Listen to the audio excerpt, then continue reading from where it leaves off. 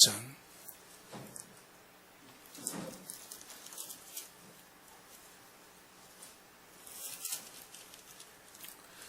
레위기에서 21장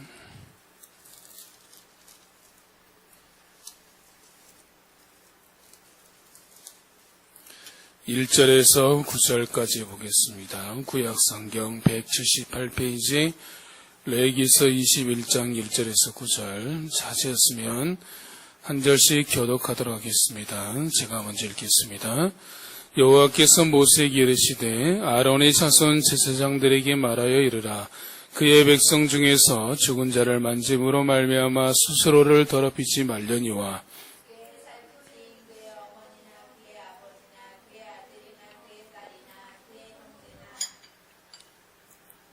출가하지 아니한 처녀인 그의 자매로 말미암아서는 몸을 더럽힐 수 있느니라.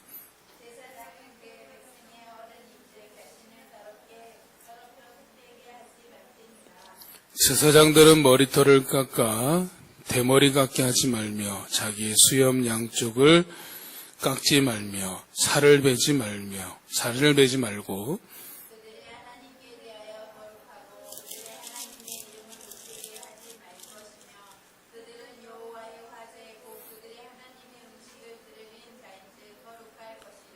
그들은 부정한 창녀나 이혼당한 여인을 취하지 말지니 이는 그가 여호와 하나님께 거룩함이니라.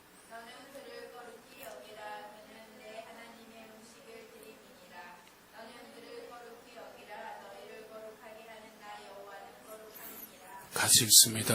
어떤 제사장의 딸이든지 행음하여 자신을 속되게 하면 그의 아버지를 속되게 함이니 그를 불사를 지니라. 아멘. 한 달 전에 서연고 3학년 학생의 실종 사건이 뉴스에 보도되었습니다. 일주일이 지난 뒤에 결국 야산에서 숨진 채 발견되었죠. 결론은 스스로 목숨을 끊은 것으로 나왔습니다.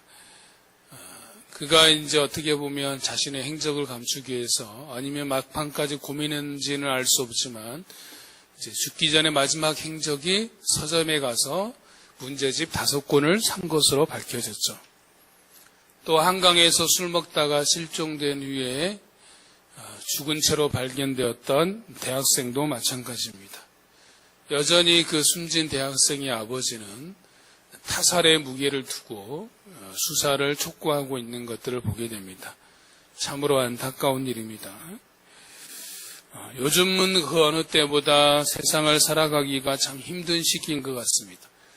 전 세계적으로는 코로나로 인해서 우리가 힘겨워하고 있고 또 청년들은 팍팍한 취업 현실에 또 장년들은 하루를 살아간 것 자체가 사실은 힘이 드는 것 같습니다. 사실 어느 누구도 힘이 들지 않는다라고 말할 수 있는 사람은 단 한 사람도 없을 것입니다. 어린아이들은 어린아이대로, 또 청소년들은 청소년대로, 청년들은 청년대로, 장년들은 장년대로 힘겨운 삶을 살고 있는 게 요즘 삶이다라고 말할 수 있죠. 특별히 그 중에서도 가장 힘든 것 중에 하나가 뭐냐면 바르게 자녀를 양육하는 것이다 라고 말할 수 있습니다. 아마 부모라면 누구나 느끼는 고민입니다. 그래서 자녀가 아플 때는 건강하기만 해라, 다른 것은 바라는 것이 없다라고 말하지만 막상 건강하면 어떡합니까? 공부를 잘하기를 원하고 또 공부를 잘하면 더 다른 것들을 잘하기를 원하는 것을 우리가 보게 됩니다. 즉 그때그때 기준들이 계속해서 바뀌는 것들을 바라보게 되죠. 사실 요즘 청년들을 보면 결혼을 안 하려고 합니다. 또 결혼을 해도 자녀를 낳지 않으려고 하죠. 그 이유가 너무나 많은 비용이 들어간다라고 이야기를 하고 있습니다. 또 얼마 전 뉴스에 보니까 2019년에 전북의 소방관 여성 대원이 순직한 뉴스가 보도된 적이 있습니다. 그 순직한 소방 공무원에 대해서 공무원 연금에서 이제 연금을 지급했는데 유족들에게 일시금으로 1억 5천만 원과 매달 182만 원의 연금을 지급하기로 결정한 것입니다. 그런데 문제는 양육 의무를 저버린 생모에게도 그 182만 원의 절반 금액을 매달 지급하라고 결정이 났다라는 것이죠.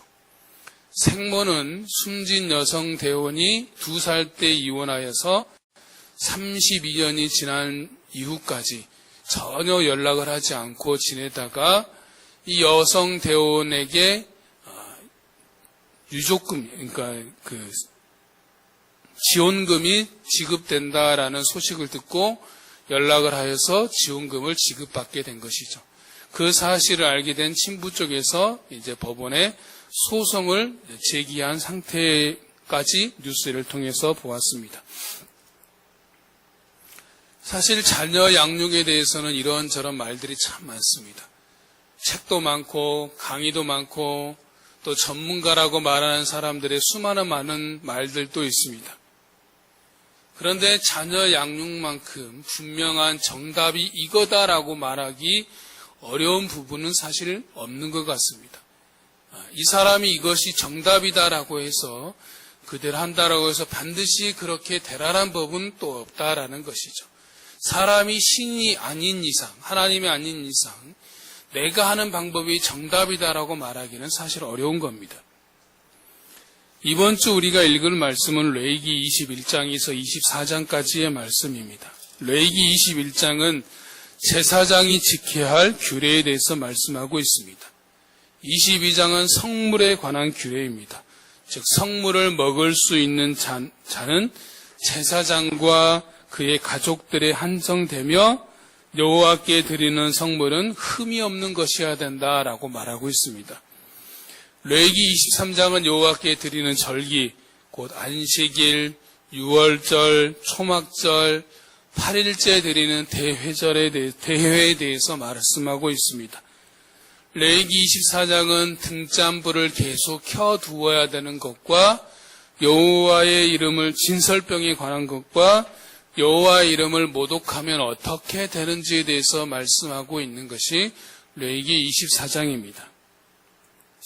그 중에서 오늘 우리가 살펴볼 것은 레위기 21장 제사장이 지켜야 될 규례입니다. 정리하면 어떤 내용에 대해서 말하고 있냐면 제사장이 지켜야 될 장례와 결혼에 관한 예식이다라고 말할 수 있습니다. 그리고 흠이 있는 자는 여호와 앞에 화제를 드리는 일을 감당할 수 없음에 대해서 말씀하고 있는 것이 바로 레위기 21장입니다. 그래서 처음에 나와 있는 죽은 자를 만지지 말라라는 것은 바로 장례에 관한 규례이고 그 다음에 7절에 나와 있는 부정한 창녀나 이혼당한 여인을 취하지 말라는 것은 제사장의 결혼에 관한 규례인 것들을 보게 됩니다. 그런데 구약시대 때 하나님 앞에 나아갈 수 있는 사람은 제사장으로 한정되어 있었죠. 그런데 그렇다면 현재는 어떠한가라는 것을 보면 다음 말씀을 봐봅시다. 같이 읽습니다.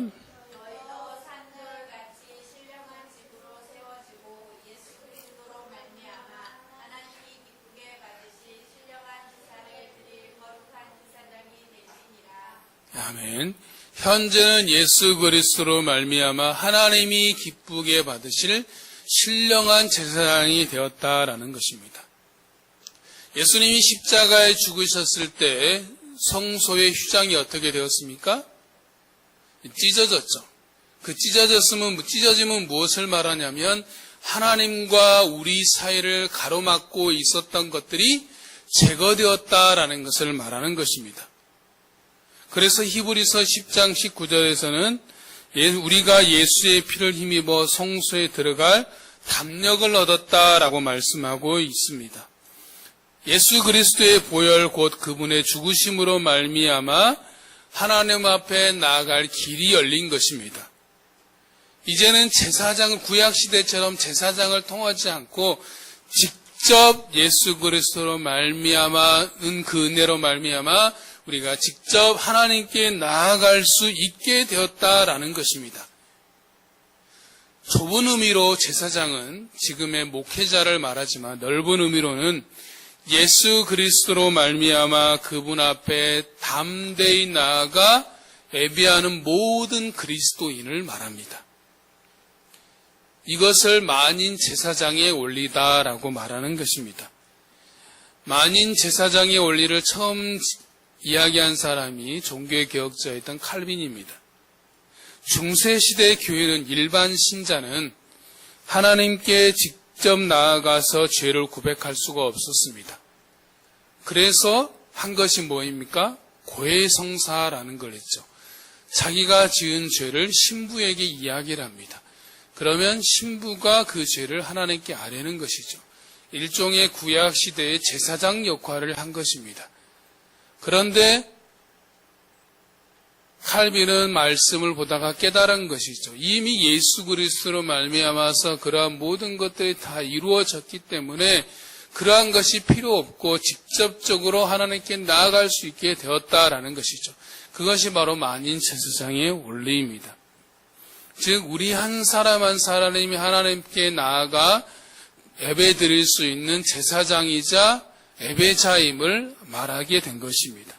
그러므로 우리가 기억해야 할 것은 우리 한 사람 한 사람이 하나님 앞에 선 제사장이며 곧 예배자라는 사실을 기억해야 됩니다. 그러므로 오늘 말씀을 통해서 제사장이 지켜야 될 규례이지만 곧 우리가 곧 제사장이며 예배자이기 때문에 우리가 하나님 앞에 선 예배자로서 제사장으로서 어떻게 살아가야 되는지에 대해서 우리가 생각해보고 적용해보고자 하는 것입니다. 첫 번째로 생각해 볼 것은 4절에 보면 뭐라고 있습니까? 제사장은 그의 백성이 뭐라고 있습니까? 어른이다라고 말씀하고 있습니다. 제사장은 백성의 어른이라는 것입니다. 어른이라는 것은 히브리어로 바알입니다. 그 뜻은 주인, 남편이라는 뜻입니다. 영어로 보면 chiefman, relative by marriage, lord, owner라는 뜻이 있습니다. 어른이라는 사전의 정의를 찾아보면 다 자란 사람, 다 자라서 자기 일에 책임을 질 수 있는 사람이라고 되어 있습니다. 어른은 쉽게 말하면 백성 곧 자기가 속한 공동체에 대해서 책임질 수 있는 사람이 어른이다라는 겁니다. 이 말은 나이가 들었다고 해서 자동으로 어른이 된다라는 것이 아니다라는 거죠. 성숙한 사람이 어른이다라는 겁니다. 우리 주변에 보면 나이는 들었지만 성숙하지 못한 사람들을 많이 보게 됩니다.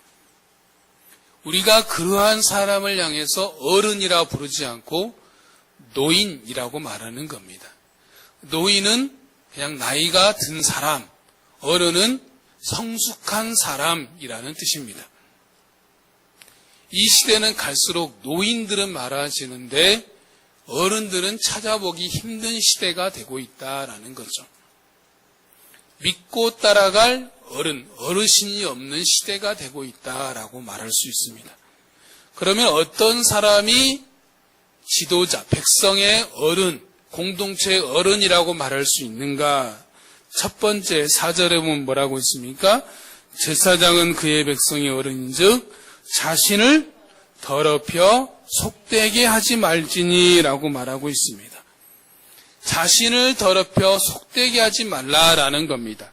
다르게 말하면 정결한 사람, 거룩한 사람이 어른이라는 것입니다. 104절에서 바로 말씀하고 있는 것이 이것입니다. 백성의 어른이기에 자신을 더럽혀 속되게 하지 말라라는 거죠.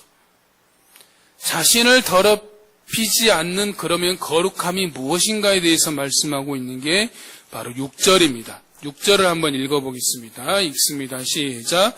그들의 하나님께 대하여 거룩하고 그들의 하나님의 이름을 욕되게 하지 말 것이며 그들은 여호와의 화제 곧 그들의 하나님의 음식을 드리는 자인즉 거룩할 것이라.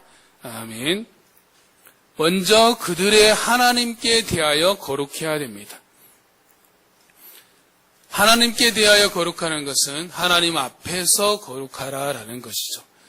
다르게 말하면 하나님 보시기에 거룩하라라는 것입니다. 전에 한번 말씀드린 적이 있는데 열왕기서를 보면 수많은 많은 열왕들이 등장하는데 하나님께서 그 수많은 열왕들을 평가하는 기준은 딱 한 가지입니다. 하나님 보시기에 선하였느냐 악하였느냐 이 기준 한 가지로 평가하시는 것들을 보게 됩니다. 세상의 기준으로 그들을 평가하지 않습니다. 얼마나 많은 영토를 얻었고 얼마나 부귀를 누렸느냐 그것을 보지 않고 오직 하나님 보시기에 그들이 얼마나 하나님을 사랑하고 전심으로 하나님을 섬기며 하나님의 말씀에 순종했는가 그것만을 보신다라는 것을 우리가 보게 되는 거죠. 우리의 기준은 사람에게 있지 않고 하나님께 있습니다. 사람 보기에 합당한 삶이 아니라 하나님 보시기에 합당한 삶이 되어야 하는 것입니다. 하나님 보시기에 합당한 삶이 무엇인지를 하나님께서 솔로몬에게 하신 말씀을 통해서 우리가 유추해 볼 수 있습니다. 그 말씀을 잠깐 보겠습니다. 같이 읽습니다.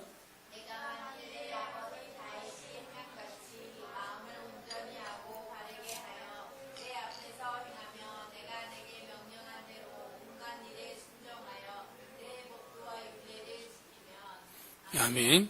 길게 말하고 있지만 간단하게 말하면 두 가지입니다. 첫 번째는 내 마음을 온전히 하고 바르게 해라. 두 번째는 내 앞에서 내 말대로 행해라.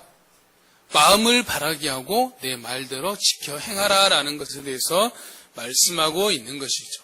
그것이 하나님 보시기에 합당한 삶인 것에 대해서 말씀하고 있는 것입니다. 두 번째 또 거룩하다는 것은 뭐라고 했습니까? 6절에서 그들의 하나님의 이름을 욕되게 하지 말라라는 것이죠. 하나님의 이름을 더럽히지 말라라는 것입니다. 우리는 하나님의 이름을 위해서 지음받은 존재입니다. 그러므로 어찌하든지 간에 그분의 이름을 찬양하는 삶, 그분의 이름에 영광을 돌리는 삶을 살아가야 되는 것이 우리의 마땅한 바다라고 말씀하고 있는 겁니다. 거룩하다라는 것은 하지 말아야 될 행동을 하지 않는 것에 있지 않습니다. 본질적으로 거룩함은 어떤 행동에 대한 금지사항을 말하는 것이 아니라 자신이 어떤 존재에 있느냐라는 것에 집중해야 된다라는 거죠. 내가 무엇을 하지 말아야지라는 것에 집중하는 것이 아니라 내가 어떤 사람이냐라는 것을 알아야 된다. 이게 거룩함의 본질이다라는 거죠. 예를 들면 요한복음 8장 12절에 보면 예수님이 자신에 대해서 말씀하시면서 이렇게 말씀합니다. 나는 세상의 빛이니 나를 따르는 자는 어둠에 다니지 아닐 것이다 라고 말하고 있습니다.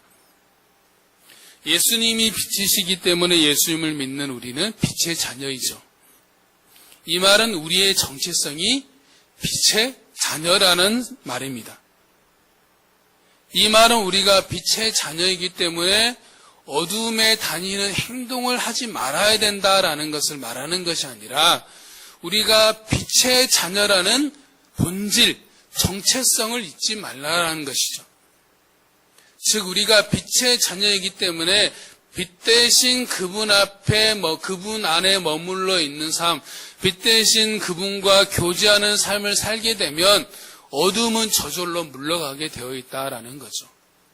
내가 이 어둠의 일을 하지 말아야지라는 것에 집중할 것이 아니라 빛 대신 그분께 집중하면 내가 빛의 자녀이기 때문에 빛이신 그분 안에 머물러 있으면 저절로 어둠은 우리의 삶에 어둠은 저절로 우리의 삶에서 멀어져 가게 될 것이다라는 것을 우리에게 말씀해 주고 있는 겁니다. 또 한 가지 6절에서 거룩함에 대해서 말씀하고 있는 건 뭐냐면 그들은 여호와의 화제 곧 그들의 하나님의 음식을 드리는 자다라고 말하고 있습니다.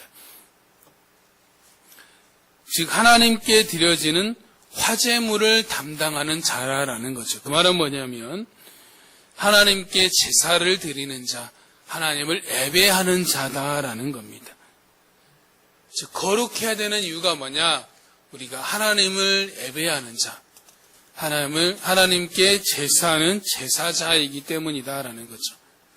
우리의 또 다른 정체성을 뭐냐면 우리는 하나님을 예배하는 예배자라는 사실입니다. 고린도후서 3장에 보면 우리는 그리스도께서 쓰신 편지라고 말씀하고 있습니다. 그러면서 뭐라고 말하고 있냐면 무사람이 알고 읽는 바라라고 있습니다. 우리는 무사람들이 그리스도에 대해서 알고 읽는 그분의 편지입니다. 그러므로 하나님 보시기에 합당하고 하나님의 이름을 영광을 위하며 하나님을 예배하는 예배자라는 사실을 기억할 때 바로 그것이 우리의 거룩함, 우리의 정체성, 우리가 제사장, 곧 예배자의 삶이다라고 말할 수 있죠. 예배자의 삶은 세 가지를 기억하는 겁니다. 바로 하나님 보시기에 합당하며 하나님의 이름의 영광을 위하며 나는 하나님을 예배하는 예배자라는 사실을 기억하는 것입니다. 두 번째로 그러면 백성이 어른으로 산다라는 것이 무엇인지에 대해서 말씀하고 있는데 바로 9절을 보면 9절을 다시 한번 읽어봅시다. 읽겠습니다. 시작. 어떤 제사장의 딸이든지 행동하여 자신을 속되게 하며 그의 아버지를 속되게 하니 그를 불사를 지니라. 아멘. 무엇에 대해서 말씀하고 있습니까? 제사장의 딸이 행음하여 자신을 속되게 하면 그의 아버지를 속되게 함이니 그를 불사를 지니라 라고 말하고 있습니다. 제사장의 딸이 행음하여서 자신을 속되게 하면 그의 아버지를 속되게 한 것이기 때문에 그 제사장의 딸을 불살려 죽이라 라고 말하고 있는 겁니다. 그럼 이것은 무엇을 말하고 있는가라는 것을 볼 때 저는 이것을 보면서 제사장이 그러면 제사장의 딸에 대해서 말하는 것이냐? 그렇지 않고 제사장이 지켜야 될 규례잖아요. 이것은 곧 뭐냐면 제사장이 올바른 자녀 양육을 해야 되는 필요성에 대해서 말하고 있다라고 봅니다. 즉 제사장이 백성의 어른이 되기 위해서는 제사장의 자녀도 거룩하게 되도록 양육을 잘 해야 됨을 말하고 있는 것이죠. 제가 성장하는 과정에 있어서 한 가지 컴플렉스가 있었는데 그것은 목사 아들이었다라는 것이죠. 무엇을 하든지 항상 기준이 목사 아들이었습니다. 목사 아들이기 때문에 이래야 되고 저래야 되고 그런 말들이 참 많았습니다. 특히 중고등학교 시절에는 광교에서 가장 큰 교회에서 다녔기 때문에 더 말들이 많았어요. 이렇게 해야 되고 저렇게 해야 되고 또 이 말 저 말 참 말들이 많았습니다. 너는 목사 아들인데 왜 안 하냐? 목사 아들인데 왜 그렇게 하냐? 라는 기준들이 늘 많아서 그것이 늘 부담이었고 스트레스가 되었습니다. 그래서 수많은 많은 목회자 자녀들을 만나보면 다 동일한 고민을 가지고 있었던 것들을 보게 됩니다. 그래서 우리 아이들에게는 그러한 스트레스를 안 주려고 늘 하고 있는 이유 중에 한 가지입니다. 여러분 우리가 부모로서 자녀 양육을 하는 것이 쉽습니까? 어렵습니까? 우리가 온라인이라 대답을 들을 수는 없지만 아마 대부분이 다 어렵다라고 느낄 겁니다. 자녀 양육이 어렵다는 것은 성경에서도 우리가 쉽게 찾아볼 수 있는 부분입니다. 사무엘 선지자도 자녀 양육에서는 성공을 하지 못했습니다. 사무엘은 선지자이자 마지막 사사입니다. 사무엘이 늙자 자기 아들들 장남과 차자에게 그 사사직을 넘겼습니다. 그런데 성경에 보면 뭐라고 했냐면 그의 아들들이 아버지 행위를 따르지 않고 뇌물을 받고 재판을 굽게 했다라고 되어 있습니다. 그러자 백성들이 사무엘을 찾아가서 사무엘의 아들들이 당신의 아들이 당신의 뜻대로 당신처럼 행하지 않으니까 우리도 다른 나라들과 같은 힘있고 카리스마 있는 왕을 세워달라고 요구하게 됩니다. 다윗도 마찬가지였습니다. 다윗 시대에 반란을 일으킨 사람이 누구였습니까? 다윗의 아들 압살롬이었습니다. 엘리의 제사장이었던 홈리와 비느하스를 또 마찬가지입니다. 그들은 성경에서 뭐라고 되냐면 하나님을 알지 못하던 자다라고 되어 있어요. 그래서 홈리와 비느하스는 하나님의 제사, 예배를 멸시하였죠. 그런데 더 큰 문제는 성경에서 뭐라고 하나님께서 엘리 제사장이 지적하고 있냐라면 내가 나보다 아들들을 더 사랑하여서 그들을 바르게 책망하지 못하고 있다라고 지적하고 있는 겁니다. 그래서 결국 그들은 홈리와 비나스는 하나님의 진노를 사서 죽임을 당하게 되는 결과를 가져오게 되죠. 우리가 잘 아는 히스기야도 그랬습니다. 성경에서 히스기야에 대한 평가는 어떻게 되어 있냐면 열왕기하 18장에 보면 그가 여호와께 연합하여 그에게서 떠나지 아니하고 여호와께서 모세에게 명령하신 계명을 지켰더라. 여호와께서 그와 함께 하심에 그가 어디로 가든지 형통하였더라 라고 말씀하고 있어요. 히스기야는 여호와와 연합하고 여호와를 의지하고 그의 명령을 지키며 하나님과 함께 동행한 삶을 살았던 본이 되는 인물이었어요. 그런데 히스기야의 아들이 누구인지 아십니까? 히스기야의 아들이 누구입니까? 므낫세입니다. 므낫세에 대한 성경의 평가는 어떻게 되어 있냐면 열왕기하 21장에 보면 여호와의 성전에 제단들을 쌓고 여호와의 성전 두 마당에 하늘에 이룰 성신을 위하여 제단을 쌓았습니다. 또 자기의 아들을 불 가운데로 지나게 하며 점치며 사수를 행하며 신접한 자와 박수를 신임하여 여호와 보시기에 악을 많이 행하여 그의 진노를 일으켰습니다. 또 자기가 만든 아로 새긴 목상을 성전에 세웠습니다. 심지어 이스라엘 백성들이 하나님의 말씀을 듣지 않는 이유에 대해서 뭐라고 말하냐면 그들이 므낫세의 꾀임을 받아 악을 행한 것이 여호와께서 이스라엘 자손에서 멸하신 여러 민족보다 더 심하였다라고 말하고 있습니다. 히스기야의 아들이었던 므낫세는 아버지가 허물어버렸던 것을 다시 다 세웠습니다. 우상들을 다 다시 세워서 백성들 하여금 하나님을 떠나 우상을 섬기도록 유발했던 사람이 므낫세입니다. 그 어떤 왕보다 북이스라엘의 아합 왕이 있었다라면 남유다 왕에는 므낫세가 있다라고 말할 정도로 하나님 보시기에 악한 왕이 바로 므낫세였다라는 것이죠. 의문이 드는 거죠. 하나님을 의지하고 하나님과 연합하며 하나님과 함께 동행하였던 히스기야 아래에서 어떻게 므낫세 같은 아들이 나올 수가 있었을까? 참으로 의문이 들 수밖에 없는 의문이 들 수밖에 없습니다. 그러면서 어떻게 보면 그만큼 자녀를 바르게 양육한다는 것이 얼마나 힘든 것인가라는 생각도 해볼 수가 있는 겁니다. 그러면 우리가 어떻게 자녀를 양육해야 되는가? 바로 첫째는 자녀에게 마땅히 행해야 될 길을 가르쳐야 된다라는 거죠. 다음 말씀을 봐봅시다.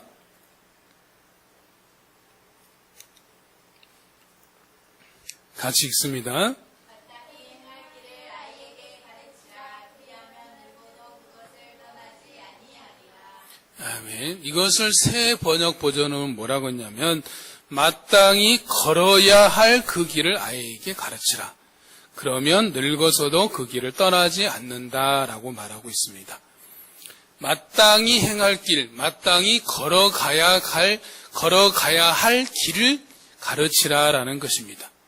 그러면 자녀들이 마땅히 행해야 될 길, 걸어가야 될 길이 무엇입니까? 잠언 9장 10절에서는 그렇게 말하고 있습니다. 여호와를 경외하는 것이 지혜의 근본이요 거룩하신 자를 아는 것이 명철이니라 라고 말씀하고 있습니다. 우리가 자녀들에게 먼저 가르쳐야 될 것은 무엇이냐라면 여호와를 경외하는 법을 가르쳐야 됩니다. 거룩하신 자를 아는 법을 가르쳐야 되는 거죠. 또한 에베소서 6장에서는 뭐라고 말하고 있습니까? 주의 교훈과 훈계로 자녀를 양육하라라고 말씀하고 있습니다.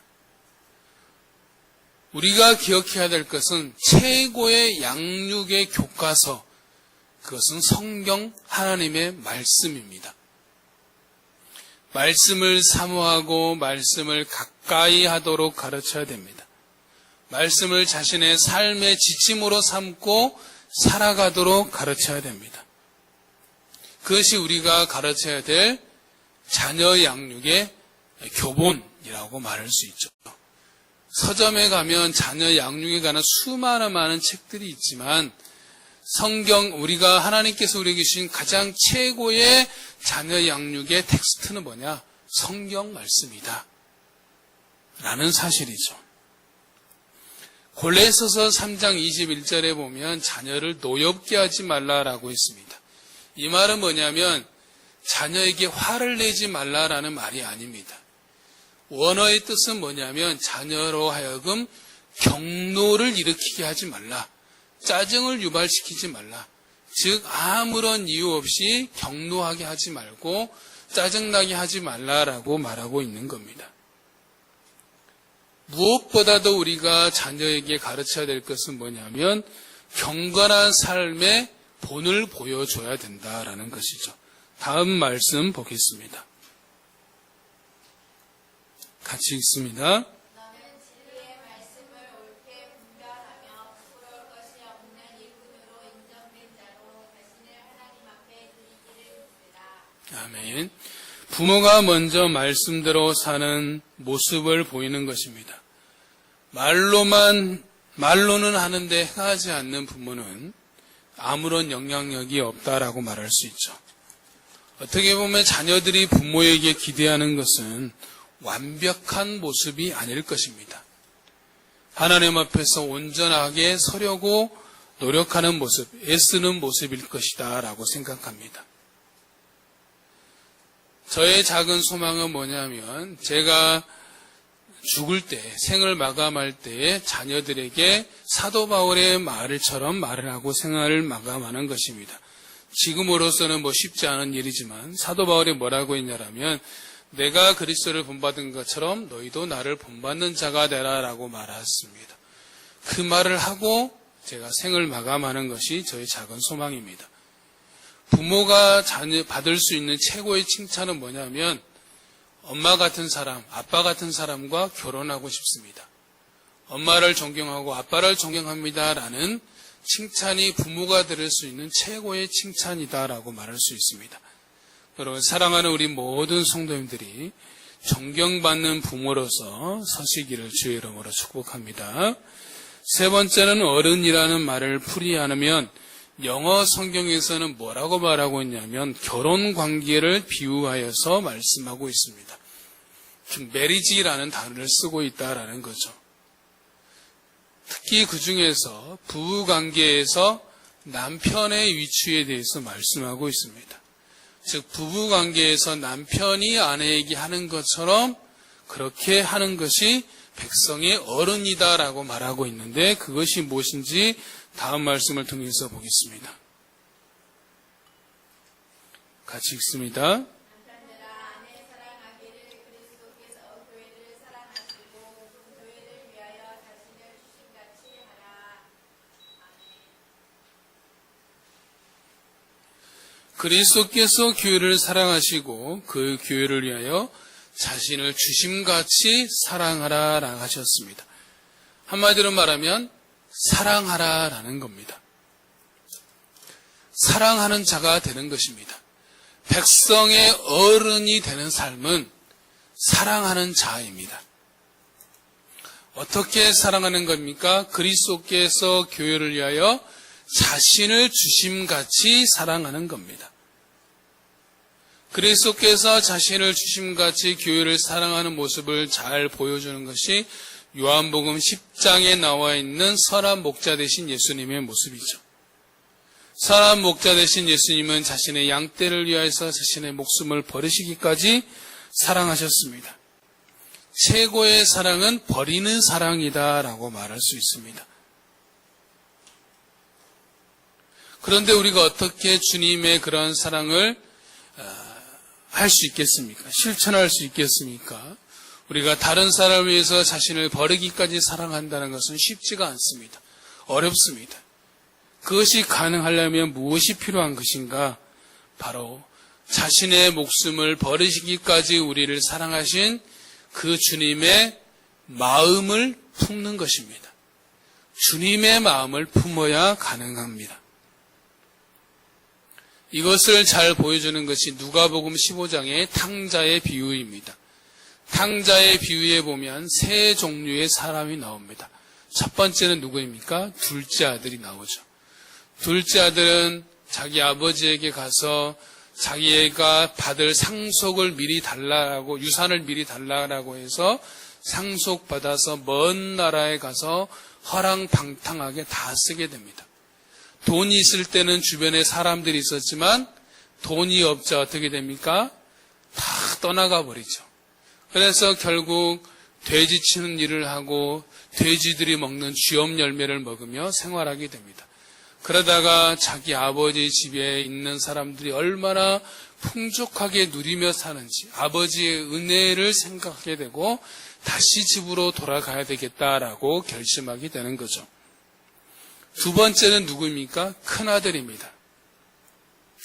자기 동생이 집을 떠나서 돌아왔다는 일로 인해서 잔치가 벌어지자 큰아들은 어떻게 합니까? 속이 상합니다. 화를 내죠. 자신에게는 한 번도 그런 잔치를 해준 적이 없다라는 그런 속상함이 그를 지배하게 된 것입니다. 이는 교회 생활에 익숙해져 있는 우리의 모습을 잘 보여주고 있다라고 생각합니다. 그럼 교회에 자주 다툼이 일어난 이유도 큰아들 같은 마음을 품고 있기 때문입니다. 누가 나보다 잘나면, 누가 나보다 주목받으면 견디지를 못하고, 누가 나보다 더 두드러지면 참지 못하는 게 바로 큰아들과 같은 마음이기 때문이다라는 거죠. 세 번째는 누구입니까? 아버지죠. 아버지는 둘째 아들의 요구대로 재산을 나누어 줬습니다. 그래서 둘째 아들이 떠나자 그때부터 뭐 했습니까? 문 밖에서 둘째 아들이 돌아오기를 기다렸습니다. 둘째 아들이 돌아올 때 둘째 아들을 먼저 알아본 사람이 누구였습니까? 아버지였습니다. 아버지는 과거를 묻지도 않고 따지지도 않고 그를 위해서 성대한 잔치를 베풀며 아들로서 대우를 해 주었습니다. 이것이 우리를 향한 하나님 아버지의 마음, 주님의 마음입니다. 하나님은 우리의 상황과 형편을 바라보지 않고 상황과 형편에 따라서 우리를 대우해 주시는 분이 아니다라는 거죠. 우리가 상황이 좋으면 좋게 되어지고 상황이 나쁘면 모른 척하는 그런 하나님이 아니다라는 거죠. 하나님은 우리라는 존재 그 자체로 기뻐하시고 사랑하시는 분이십니다. 그래서 예수 그리스도를 십자가에 죽으시기까지 우리를 사랑하여 주시는 분이시죠. 우리라는 존재 자체를 바라보시고 그 존재 자체를 귀중하게 여기시며 존귀하게 여기시는 그 주님의 마음을 우리가 품을 때 사람들을 편견 없이 선입견 없이 우리가 사랑할 수 있게 되는 것입니다. 어떻게 보면 최근에 저에게 주어진 과제가 바로 이거라고 볼 수 있습니다. 알게 모르게 제 안에도 편견과 선입견이 많이 있는 것들을 보게 됩니다. 이것들을 극복하는 것이 우리를 편견 없이 선입견 없이 사랑하셨던 그 주님의 마음을 품는 것, 그 존재 자체를 바라보셨던 그 주님의 마음을 품는 것이다. 그것이 우리가 사람을 잘 사랑하는 비결이지 않을까라는 생각을 해보게 됩니다. 팀 켈러 목사는 탕부 하나님이라는 책에서 이런 말을 했습니다. 종교의 원리는 나는 순종한다, 고로 나는 하나님께 받아들여진다라는 원리로 작동합니다. 그러나 복음의 기본적인 작동 원리는 나는 예수 그리스도가 이루신 일로 말미암아 하나님께 받아들여졌다, 고로 나는 순종한다입니다. 우리는 예수님으로 말미암아서 받아들여진 존재입니다. 즉 이미 우리는 예수님 때문에 존귀한 자입니다. 예수님 때문에 보배로운 백성입니다. 예수님 때문에 이미 값어치를 가진 자입니다. 다른 것이 다 필요 없습니다. 예수 그리스도 그분이 모든 것을 다 덮고도 남음이 있는 것입니다. 그렇기 때문에 그 안에 어떤 편견과 어떤 선입견도 없이 우리를 그 존재 자체로 사랑하셨던 그 주님의 마음을 우리가 품게 될 때, 주님의 마음을 부어달라고 우리가 기도할 때, 그 마음으로 우리가 품을 때 사람을 온전히 사랑할 수 있게 되는 것입니다. 정리를 하면 우리는 하나님 앞에 서 있는 제사장입니다. 제사장은 백성의 어른입니다. 우리가 사는 시대는 어른이 부족한 시대입니다. 이러한 시대에 하나님이 기뻐하시는 제사장인 어른이 되기 위해서는 먼저 우리는 거룩하신 하나님처럼 거룩한 사람이 되어야 됩니다. 동시에 우리에게 맡겨주신 자녀들을 바르게 잘 양육해야 됩니다. 그리고 마지막으로 묻지도 않고 따지지도 않고 우리를 사랑하신 그 주님의 마음을 품어 사람을 사랑하는 자가 될 때 우리가 하나님이 기뻐하시는 어른인 제사장, 예배자가 될 수 있을 것입니다. 그리고 또한 하나님께서 우리를 제사장으로 부르신 목적도 이것입니다. 마지막으로 말씀 한 구절을 보겠습니다.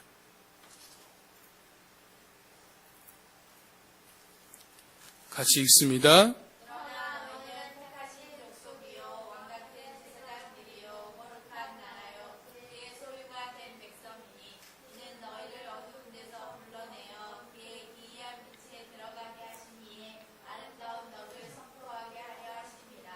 아멘. 우리를 어두운 데서 불러내어 그의 기이한 빛에 들어가게 하신 이의 아름다운 덕을 선포하는 자입니다. 이것이 제사장이자 예배자에게 주어진 사명입니다. 우리의 삶에 있어서 중요한 것은 뭐냐면 우리를 어두움 가운데서 불러내어서 하나님의 아들의 나라로 우리를 인도하신 하나님의 아름다운 덕을 선포하는 삶, 말과 행실로 그분의 아름다운 은혜의 복음을 선포하는 자로 살아가는 것이 예배자이자 제사장인 어른으로서 우리가 행해야 될 삶의 사명인 것입니다. 그러므로 하나님이 기뻐하시는 어른인 제사장, 예배자가 되어서 날마다 말과 행실로 그분의 아름다운 덕을 선포하는 삶을 살아가는 우리의 모습이 되시기를 주의 이름으로 축복합니다. 우리 함께 찬양하도록 하겠습니다.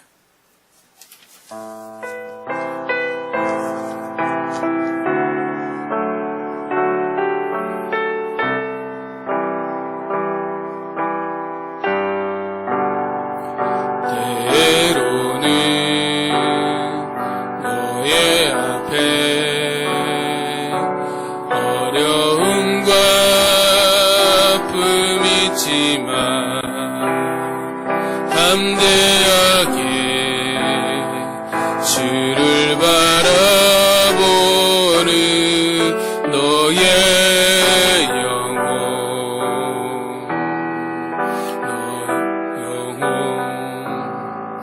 우리 볼 때 얼마나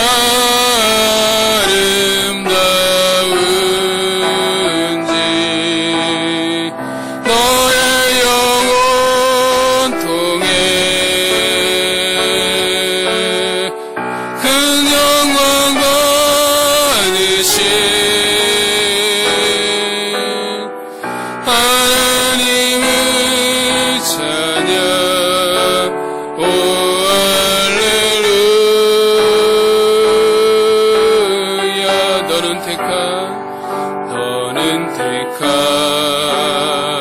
족속이요 왕 같은 제사장이며 거룩한 나라 하나님의 소유된 백성 너의 영혼 우리 볼 때 얼마나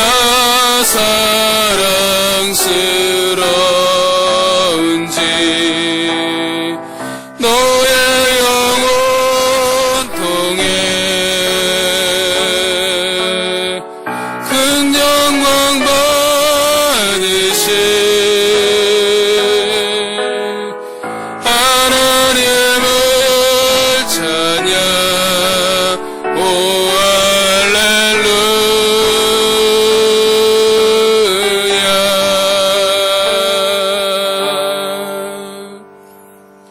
하나님 감사합니다.